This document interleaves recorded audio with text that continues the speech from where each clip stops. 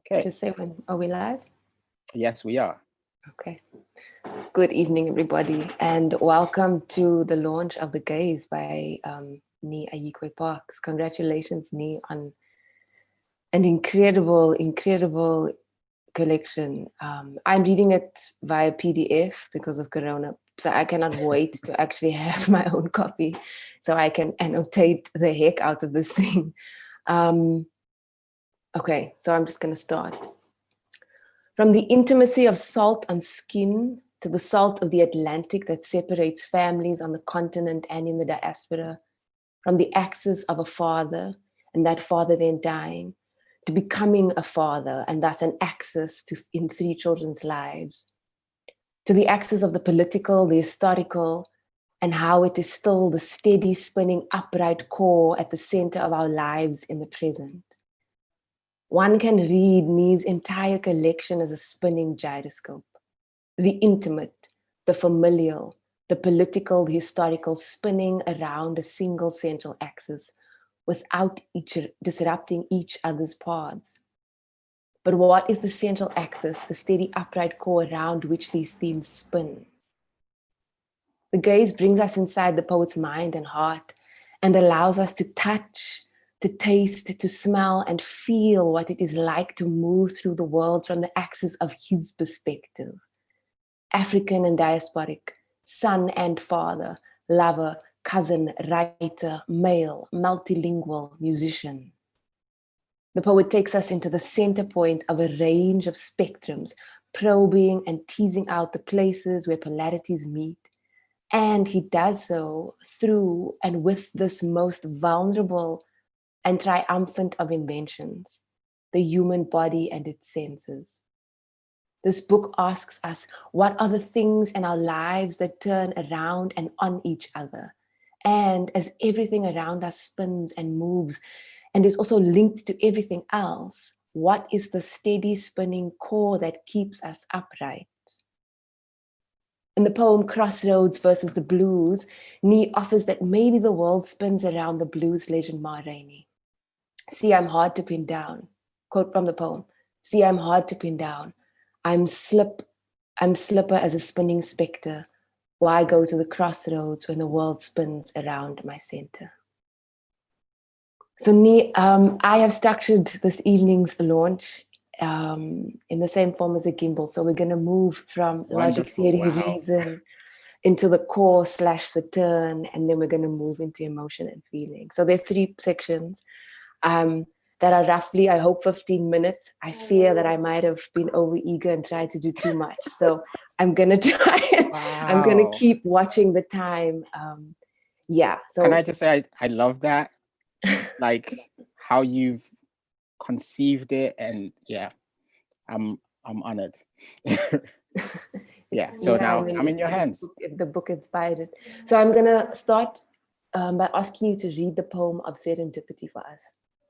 And we're starting with structure. So logic, theory, reason being structure and Gimbal. So if you could read of Serendipity. Of Serendipity. Mm-hmm. You know, it's interesting that you ask, because this is actually the first Gimbal poem I wrote. Ah, wow, okay. It is the absolute first Gimbal poem I wrote because it was such a difficult thing to write. And I finally got there. But anyway, I will read it. Of Serendipity. Cybernetic serendipity was a phrase invented for me by my father.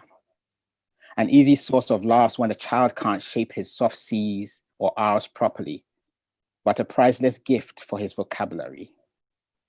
Later, he would explain gyroscopes as objects with a steady core, their orientation maintained with the help of outer gimbals that spin. I never asked what happens if gimbals break, if a heart's constant tread is unbalanced by a break in the body that holds it. What happens when serendipity dictates that cancer is a hammer that knocks gimbals out of shape? What I know is I was out delivering newspapers. The weather was icy as death. I felt my father depart at the traffic light. I raised my handlebars and tried to force my way through the red to my own demise. Horns blared like a final chorus, but my unbroken gyroscope stayed true. Sure. It's a whole other thing, hearing it read in your own voice. And just in my own kind of annotations, I've highlighted the 3 lines, which are the terms, and I'm going to ask you to break that down for us in a minute, but I just want to read them on their own. Yeah. Gyroscopes as objects with a steady core, by a break in the body that holds it. The weather was icy as death, I felt. How those 3 can become a poem on their own. So you've created this new form, the gimbal, inspired by your physics background. So can we just start there? What is the form? How does it work? And why did you create it? I created it to deal with these heavy emotions, to kind of give them something to hang on. And I didn't know I was creating it when I was creating it. I was struggling with a poem and I needed to breathe in the poem. And I found that these single lines gave me a pause, a place to breathe, to gather my thoughts, and to move from, let's say, the mundane things that we do. So in Ghana, when somebody dies, when people come to your house, you have to tell them over and over again what happened, right? So that becomes mechanical. It's almost a science. It's a ritual. So sometimes that delays your grief. You don't get to it until later. And so the form mirrors that in the sense that it's got a fairly logical opening. And then by the time it gets to the middle, you've got to the point where you have to start processing your emotions. The emotional part has to come through. And it's also the center, because this is where you have to make the break between society and yourself, or what is expected and what you need. And so for me, that's the turn of the gimbal, of the poem, the core. And then it moves into emotion. And so the form literally came together writing this very poem, which I wrote in so many different ways, and it just didn't feel right until I settled on this particular form with the 5 lines, and then the line to rest, and then the 4 lines almost to kind of regather yourself. And then the kind of line of realization of, okay, this is where I am. Okay, so I need to speak, I need to pause, and I need to speak. And we're done. And that's essentially, obviously the poem kind of explains what gimbals are. So gyroscopes are these wonderful objects I've always been fascinated with. So it's really weird. But I also, probably because my father told me about gyroscopes when I was quite young. But it's that thing of seeing something spin and not stop, which is almost a metaphor for life, right? Because we're figuring things out all the time, but you don't have the luxury of stopping because time is a constant thread. I think that's probably the most non-technical explanation of the form. But, like all forms, it comes to be through emotion. And then the technical explanation comes afterwards, So when I wrote that piece on Twitter, it was me kind of synthesizing what it meant, because I was then realizing these transitions from the logical to the emotional. I love that the form emerged in a way, as opposed to this thing of setting out from the outside in to create something. It's kind of working from the inside out. And so then what was your experience when you went to work with it again? Did you find it as easy? And the reason I ask is, having written one, the thing I love about it is that it feels restrictive it feels restrictive and containing both in the holding way and in the holding back way. And at the same time, there's something about that opens things up. Yeah. And so what was your experience when you went to work with it a second and a third time, when it wasn't kind of emerging by itself? How did you find working with that process? So it was new in the sense that I had a sense of where I was going, but it didn't change the emotional honesty that I needed to face it. The thing that I love about the gimbal, at least for me, I cannot write it without confronting my emotions. And I think that's because of the turn. You have to find that turn where there's a separation between, look at what I can do with my logic, with my language, and look at what I need to confront to live. Because it asks you that question. That line in the middle that tells you that you have to switch between logic and emotion also tells you have to stop playing games, right? And so for me, it's always a difficult experience, but it's a more familiar experience. It's almost like being a parent, every child is different. Even if you've had a child before, the next child comes along and you have to figure it out. And it's a bit like that. Thank you. I'm so glad we're recording this, because you're saying so many things that we all need to go back to. There's as one of the young poets I work with says, you're saying quotable things. So things that we can go sit with. And then just this last question of structure. Can you talk a bit about the structure of the book? The different sections, game, eros, zest, that come together to make up this whole, the gaze. Can you just talk a little bit about that?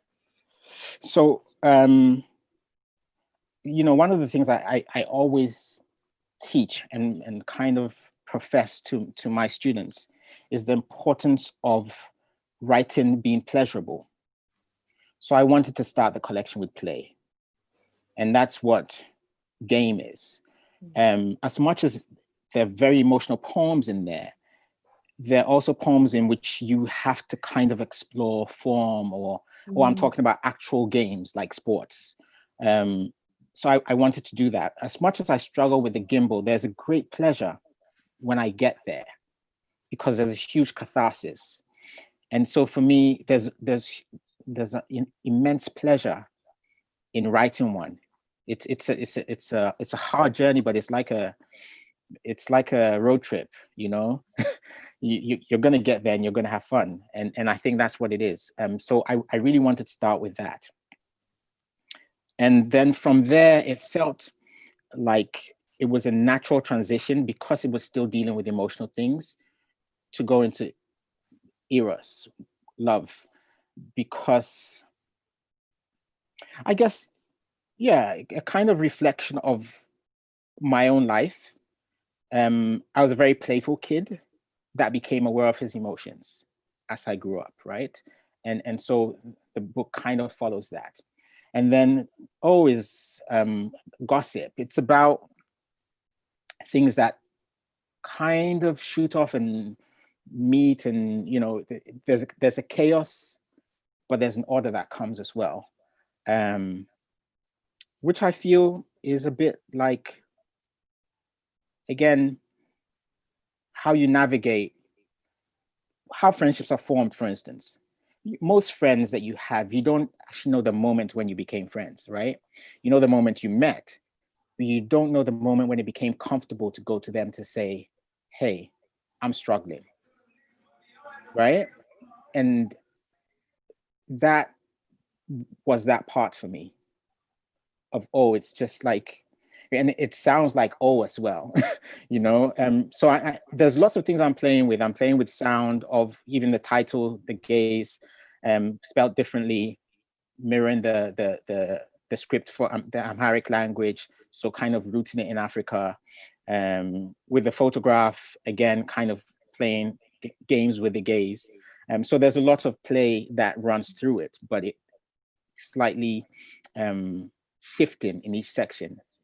And I think our connection with the contemporary world, with contemporary culture, this is the point where we're probably at the first part of the gimbal, where we can be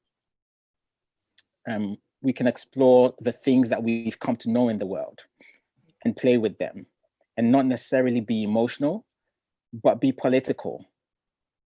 And I think that's the final section, where I've moved outside of myself to the interface between myself and the world.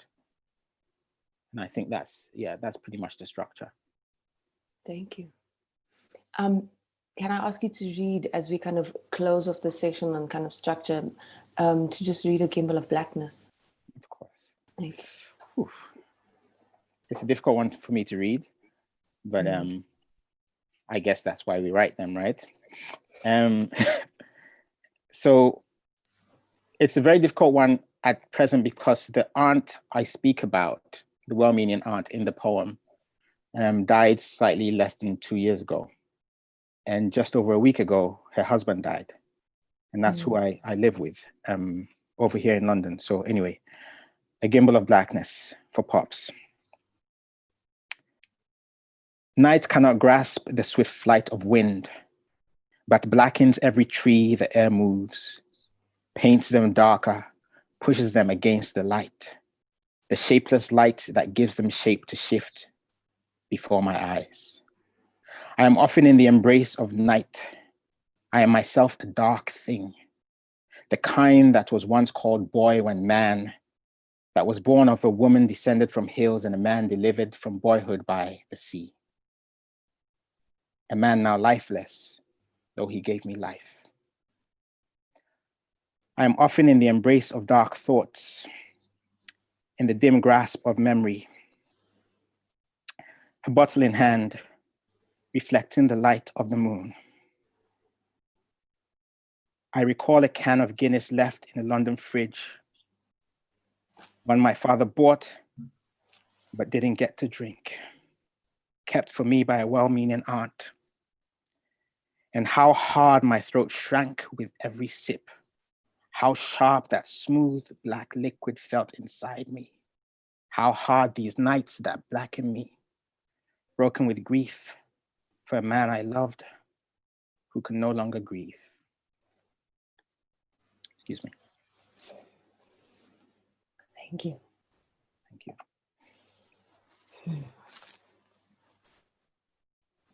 Thank you, Nii. Thank you. Thank you. Wow.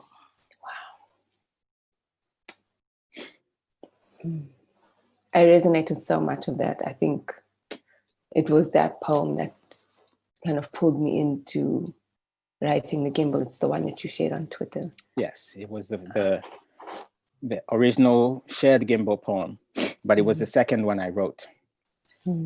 So yeah. So yes, like that thing, it was actually harder to write in some ways than the first one, even though it's about the same subject. But it's slightly more expansive, and it's more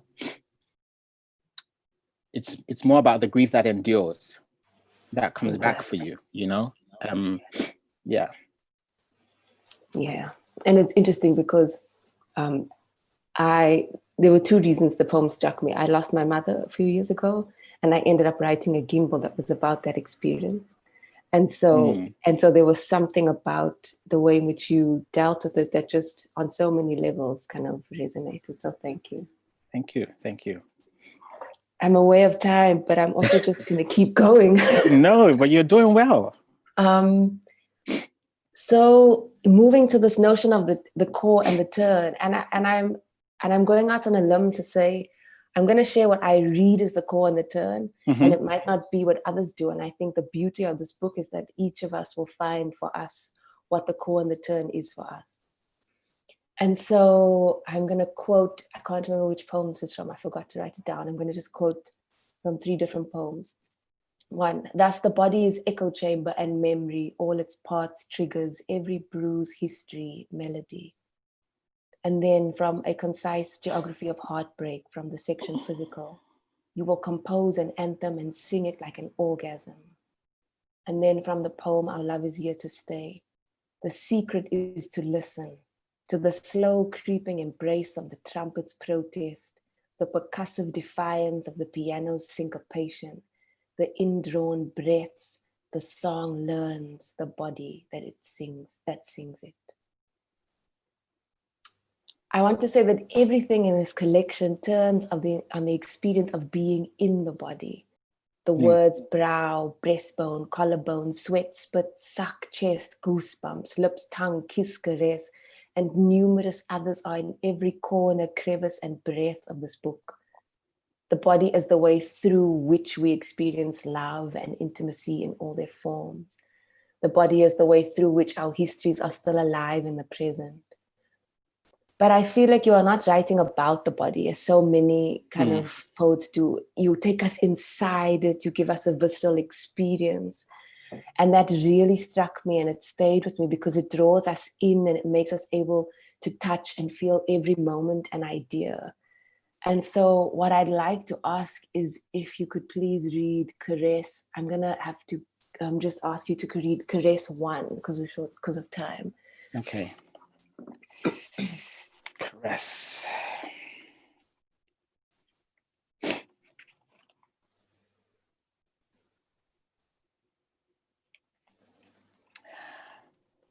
One. Caress. If I speak often of gardening and day's slow rise behind the creep of morning sun, it is because somewhere along my thigh lies the memory of a tomato plant's jagged leaf, nibbling at my skin at dawn, your hand steady at my shoulder, your voice gentle in my ear, pointing out tiny buds that will turn to flower, then fruit.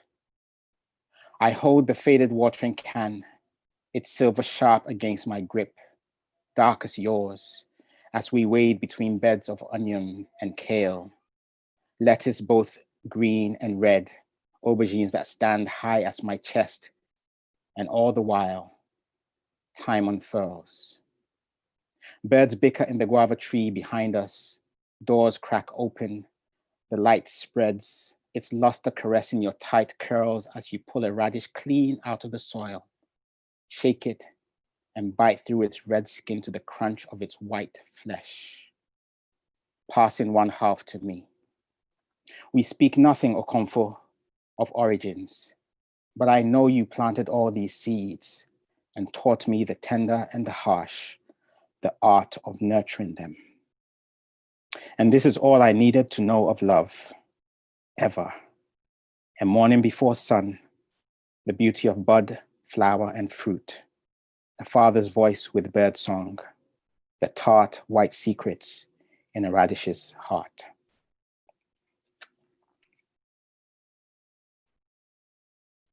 Thank you.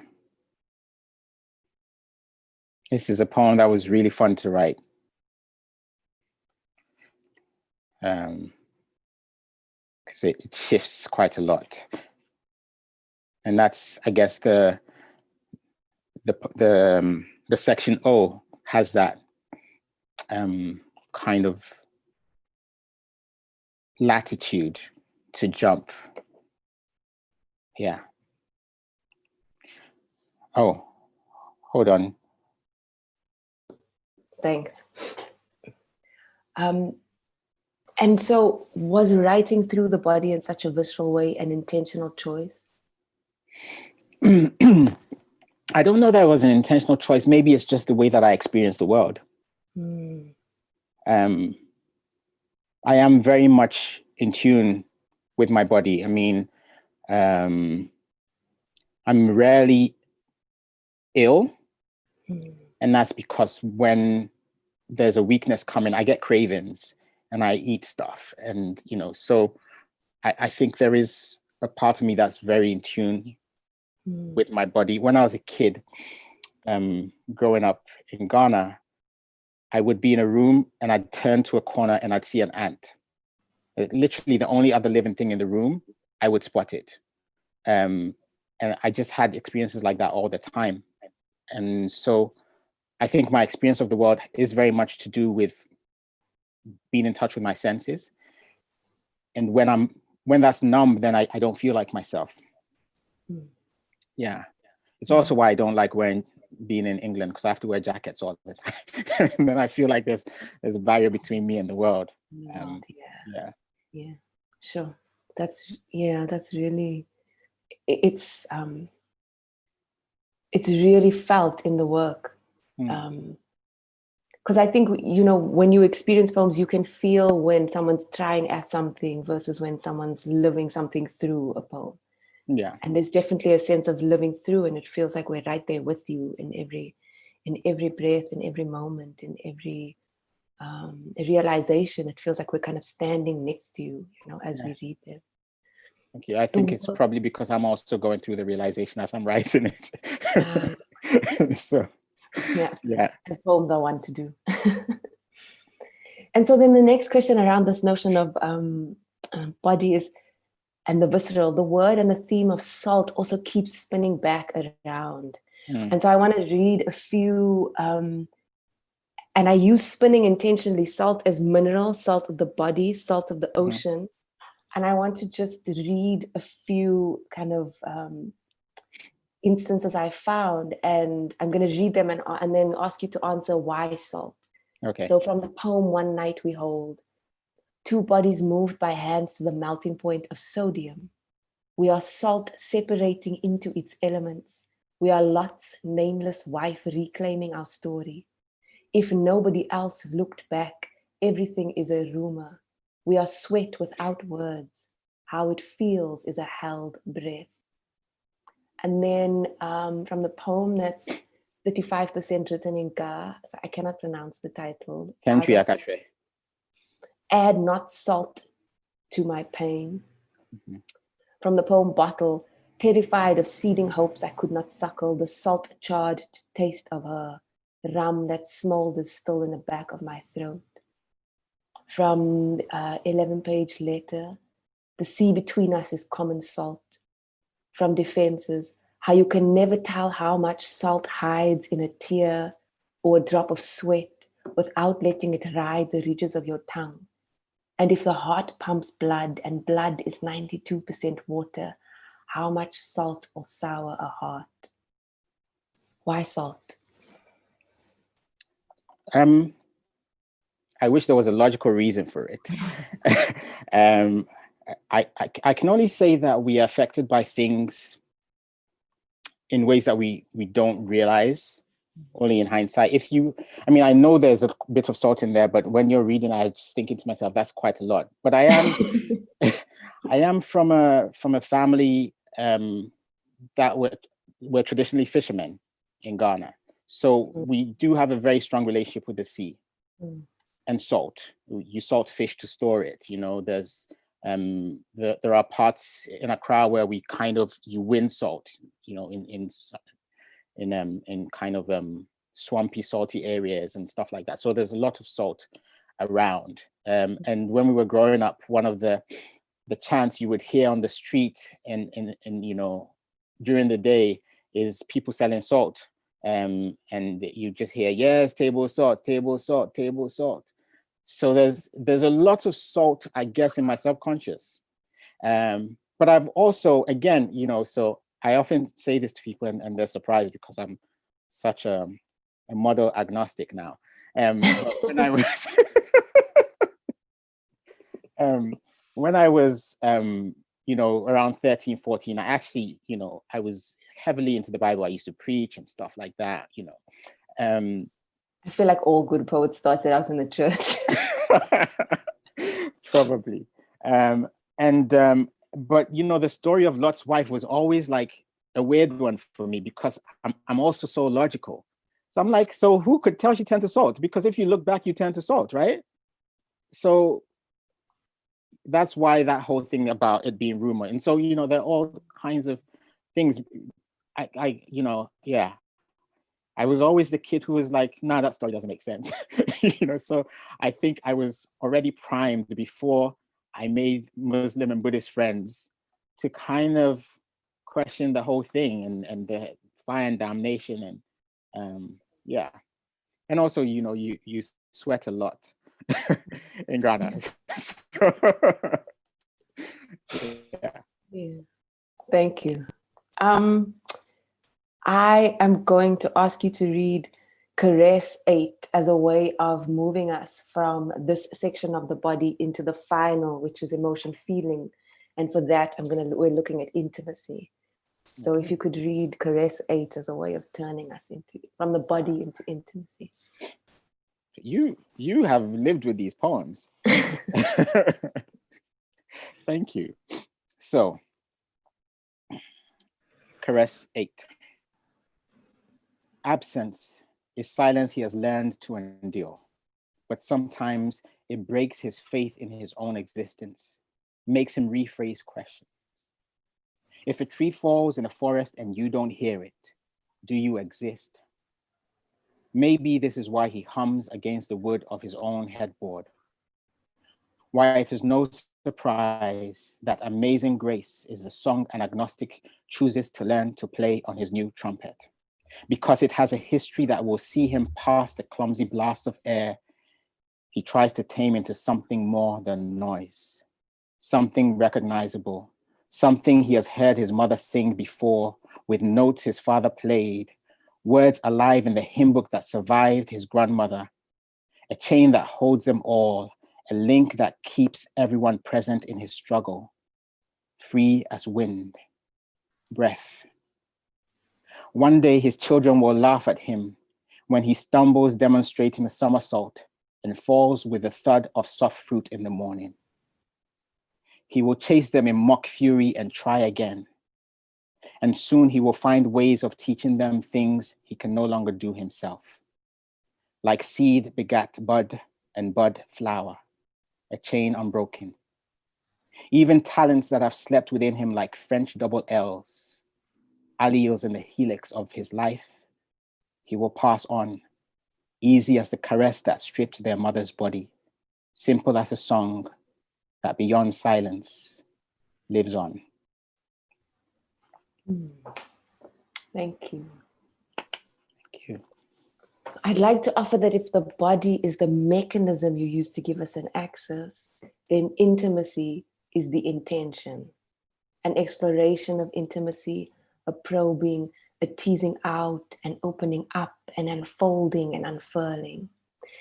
And I want to start with an intimacy that spans continents and generations, and a conversation that we don't have often enough. And maybe before we go there, just to say, the book really sits with intimacy in all its forms, between parent and child, between friends, between lovers, between self and the world, between self and history, and the intimacies between inanimate things, and between kind of things that we can't touch, intangible things, but that are so deeply impacting on our lives, our histories, our stories. And so I want to start with an intimacy, like I said, that spans continents and generations, and one that in the book you say yourself is a conversation that we don't have often enough. Yeah. The relationship between those of us from the continent and our family in the diaspora. And so to kind of start that conversation, I'm going to ask if you could read from the 11-page letter to Nii Ayikwei, and if you could read parts 4, 5, 6, 7, 8, 10, and 11. And I know this might stretch us for time, but I feel each of those particular sections speak to this conversation quite directly, and it would give us quite a bit to hang off. So. Okay, thank you. So it's 4 to 8 and then 10 and 11. Exactly, thank you. Okay. 4, earth, wind, water. Your totems hum still in the shrines we nested in trees, before ill winds blew white sheets to anchor cargoes of wood and breathing greed off our warm shores. Did we guess or did we know to riddle our prayers into the pores of the earth herself, the river ciphered slick with warnings? They began with mirrors, changeable as their skins under sun, before they looted masks with empty eyes, hollow songs, stretched goat skin under untutored hands. Dead goats on their own cannot bleat the drum's message. All the earth's miles can't sever song from your tongue. I see your offspring dance our river's skin. Fire. I will not speak of fire, You did not burn. Let me. Fire is also invitation. You change the tone in another, blood. In a third, fire is your father. It's not prestidigitation that smoke casts shadows. You are the invisible man, Anyemi, the woman at the back of a bus. I am the one who reclaimed my name. I'm my father's second son. If I'm missing, the first will be questioned. This is how our absence was marked. Girls and boys eating with twin names, no one to watch. Fingers squeezing Oto, but too distracted to know it's fire. An antelope with a single antler carries pain in the neck. 6, bones. Achingly, a folded wing, I'm a boomerang in black soil. Before I returned to the hem of our rivers, I believed we had been forgotten. But how could we be? We are words falling from a language, coral on the tongue, stuck in the line of fiber octave bones marrowing the Atlantic. Pentatonic notes are key clue. Listen to the melody. The heart is an aviary, its treasure of birds not always visible, but look at these bright feathers we flag into gay fabric. Lord-led now we on school lies woven into our daily routine to learn again the languages that will teach us to dance the dance of twins, the dance of Ebusian as army. 7, paper. Some mornings, my eyes water with your wounds. All the tiny hairs that must have taunted the flames before they spread their tongues on your skin. I am free because you are smoke. I think of memory as retained folds in paper that once was origami. I think of memory as layers an onion holds. Both of them fade in heat, but something lingers. This be the twist of DNA that syllabled ebonics. Any rapper will know this, that language is paper, that onions turn translucent, but colored stay green. I'm applauding you from out here, money. Mo, mo, mo, mo, mo, mo, mo, mo. 8, language. When we pour snaps on the earth, when you tip liquor onto concrete,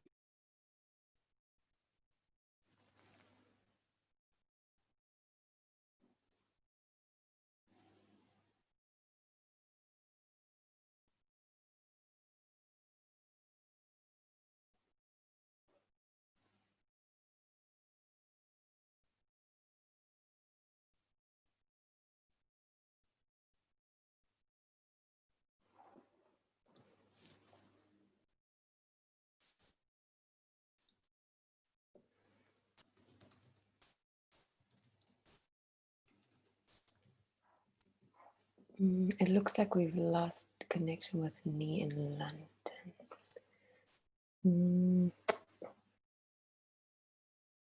Okay. I think we're gonna wait for Nii to re-enter the Zoom room.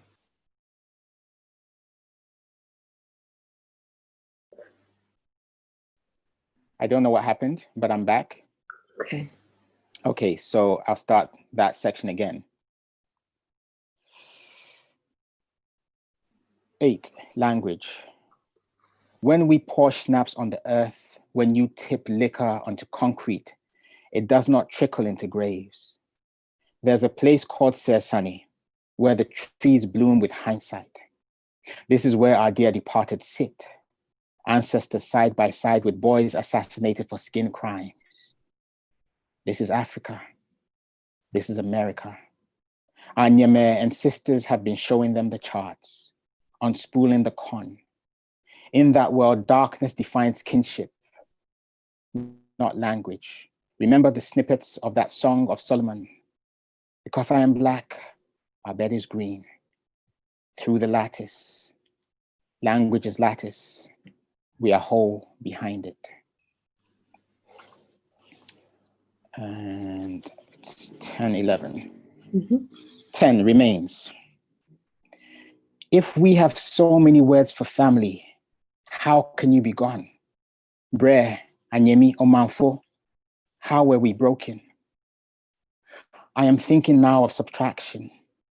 Perhaps that is the unspoken angle, the unused eye. The one whose fortune it is to stay behind may be as blessed as cursed. For what becomes of the remainder after the division? That little R stuck to its side like a scar, while the rest take the scar. Breaking that beat, money, nobody is taken without family left behind. No chariot rolls without leaving tracks. There are tears in our wake enough to raise Jordan. The sea between us is common salt. 11, Helix. Listen, Ma, if between rainy days and blue skies, some fool asks you to prove it, don't bother with ancestry websites. I know by the way you walk, you took fire for me. I can hear in your voice the drums they forbade you to play. Our unspoken pact was to somehow survive.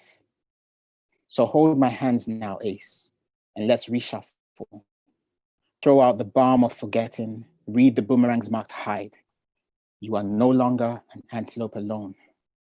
We are an entire herd. You can wade in the water. I'm looking out for you.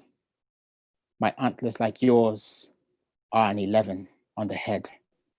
Multiplied, we equal 1 to 1. 1 to 1. Let's unravel helices. Let's talk. Thank you. So I guess for people who don't speak any of the Ghanaian languages, Re, Anyemi, Omanfo, Manyo, Inanabi, Money, Ma, Ace, Ebusua, various words, slangs for addressing family members. Thank you. So that poem ends on let's talk, and the question I want to ask is, what is this conversation that you feel needs to be had? How do you think we begin that conversation? And how could intimacy, which is what this poem really deals with, how can intimacy change the kind of conversation that might be possible?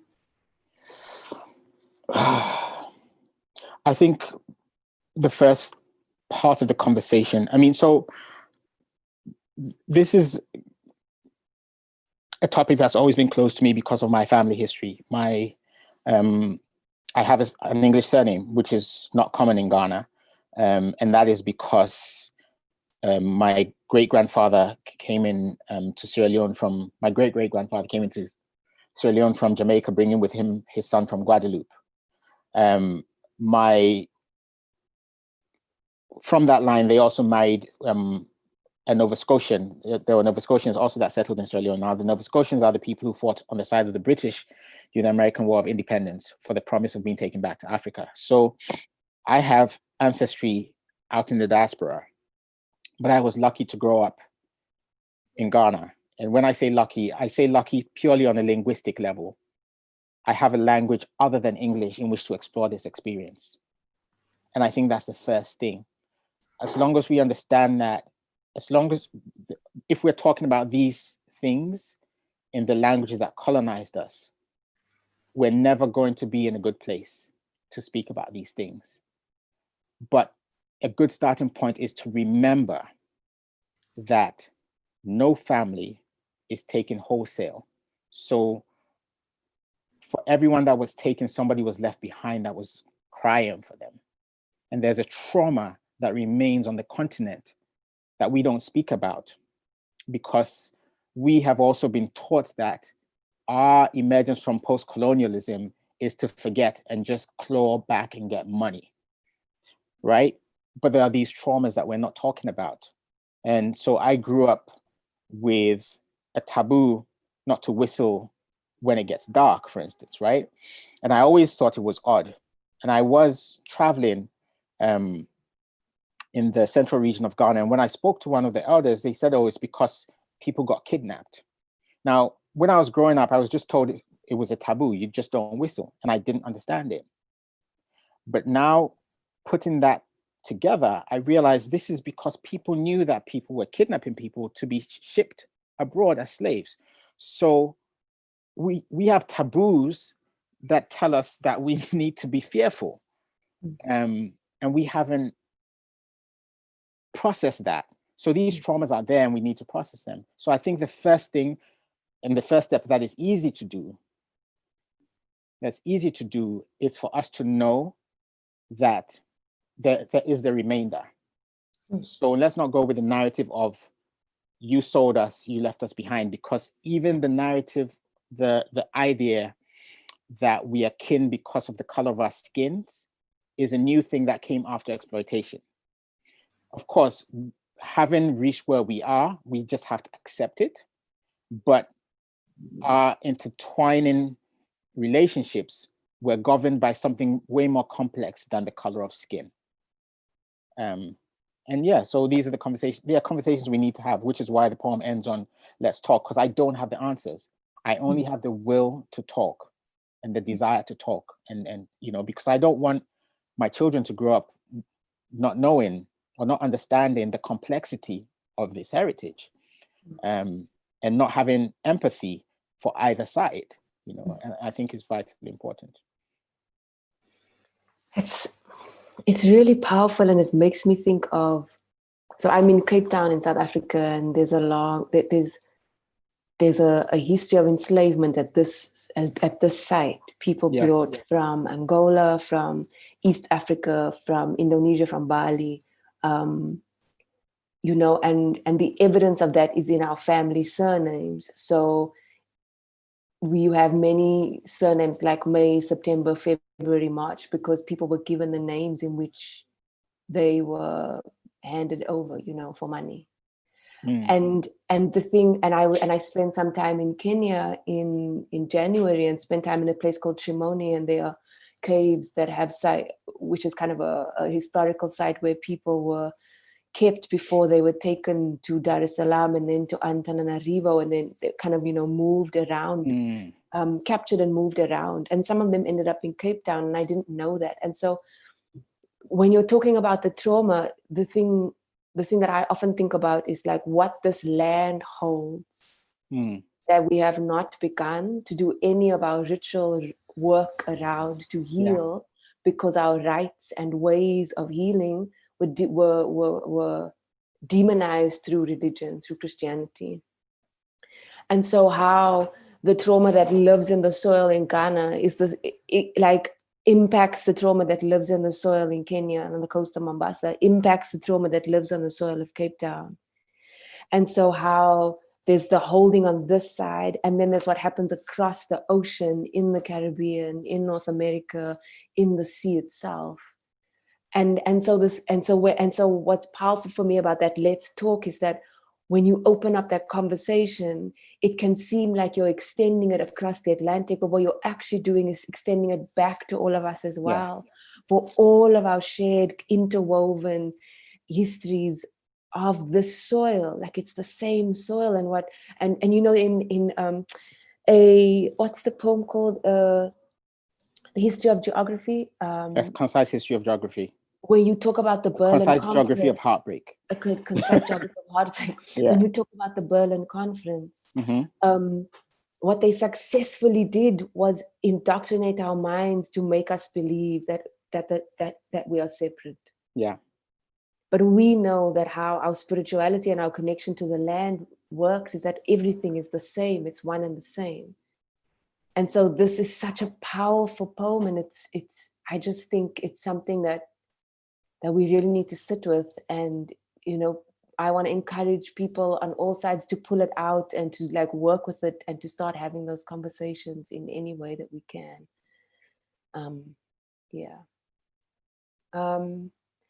So to end, my last question, and I'm aware that we're slightly over time, but I hope that people are okay and still with us. The collection starts, and I love that about Game. I loved how there was this. The collection actually starts with the intimacy of family life through play, and moves back and forth between intimacy between lovers, parent and child, and it does so very effortlessly. This that's what I loved also. There was this effortless move of between different kinds of intimacy, often within the same poem. If we go back to thinking about Of Serendipity and the Gimbal of Blackness that you read at the start, those are really clear examples. And so I'd like you to ask you to please read How I Know. Of course. How I Know is well, it's named after a song by the RH Factor. I have this tradition of naming poems after songs. And actually, the other thing that's right through the collection is music, because I grew up very much around music. And it really influences the way I see the world and experience the world. We need a whole hour just for that. I had to, yeah. I had to choose to not discuss. Yeah. So How I Know. And it starts with a little quote from the song. I smile a little more than I did before. That's how I know love. RH Factor. Some memory of darkness, soft expanses of ebony, and flesh that turned liquid on my tongue in the clasp of infant gums. A body that moved to soothe me, a body with shoulders angled to support leaning. Notes hidden like silverfish in the creases of my books, 6-year-old fingers turning care-perfect Ds, surprise declarations that drop out on stages, reminding me that I've birthed a girl with heart, a child who knows healing. The smell of almond and shea butter in the hair of an embrace, the sound of trains passing, a glut of air as tunnels fill with weight, slow breath as I try to hold a moment that feels like one that shouldn't pass. We're skin to skin at the cheek.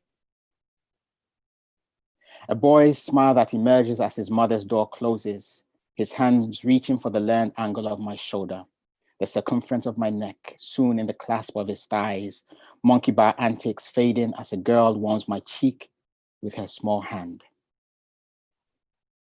This is how my dad felt, perhaps.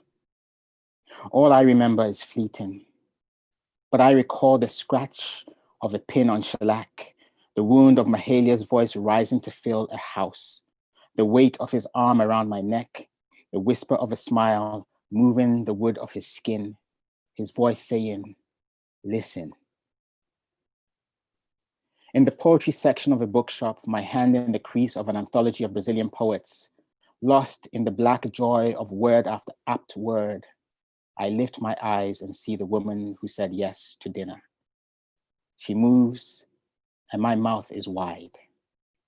Between us, a field of teeth straining to do more than just smile. Thank you. And so I'd like to ask you to talk to us about these movements between these intimacies, how and why they meld together for you so effortlessly, because that's what they feel like. They feel effortless, this movement between one kind of intimacy and the next. I think as I've grown older, the main thing that's happened as I've grown older, or as I've distanced myself from very biblical interpretations of what intimacy is that I find lots of similarities in the intimacies that are considered romantic, very physical intimacies, and the intimacies of family and friends, because touch is touch. If we separate body parts out of it, touch is touch, right? And I think I've become very comfortable with that. It also means that I'm very comfortable with my friends and being tender with my friends. And I've learned through heartbreak to be more forgiving and more tender and more of a listener. And all of these things are part of intimacy. Part of intimacy is forgiveness.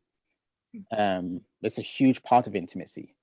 And so I guess with becoming aware of that in whatever ways that has happened has also allowed these sections to overlap And so the movements happen because a hand on the neck can mean so many different things depending on whose hand it is and what the moment is, right? So yeah, I think it's just a thing of growth. And it's a weird thing because on one level sometimes we don't want to grow so fast, but there's also a joy in growing into your wisdom, or yeah, just fully accepting yourself. And I think that's what the journey is. You know, I'm beginning to understand more and more why the old ladies, you know, at family parties were just so straight and raw, because they're like, you know what, life is simple enough. As complex as it is, it's also a very simple thing. You know, we're here to love as much as we can, to smile as much as we can, and to make each other's lives better, because otherwise, why would you want to make it harder? Right? Yeah. And I think that's pretty much the journey. Thank you, Nii. Thank you so much. Thank you so much, Toni. I mean, I know you're in the middle of writing an epic and you've taken the time to do this. And thank you. I love it. And thank you for everyone who's watching and everyone who's going to watch afterwards.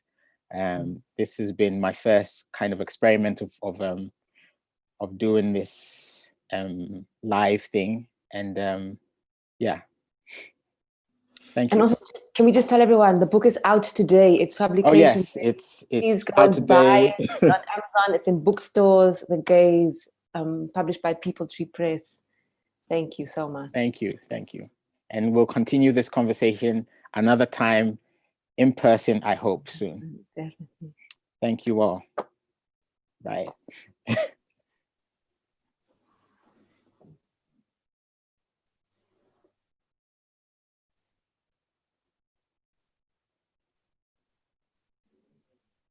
Are we still live on YouTube?